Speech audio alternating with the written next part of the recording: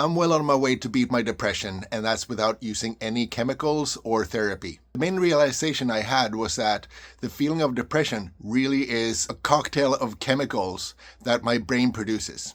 So my depression is caused by my brain because it produces those chemicals. If I can resist and consciously change my brain from not producing those chemicals, I can also get rid of my depression.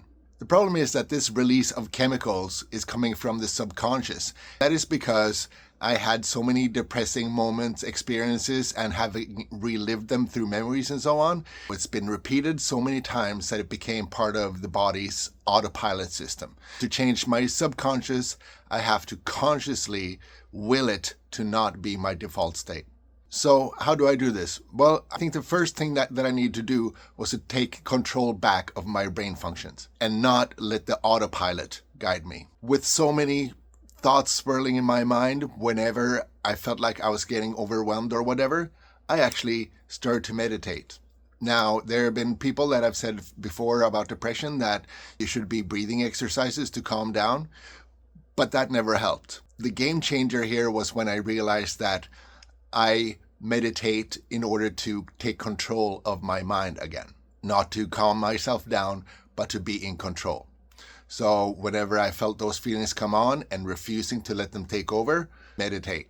At first I started with 5-10 minutes, and now I meditate almost an hour every day. The second thing to do is to really notice the things that are not depressing and consciously feel joy or gratitude from those things.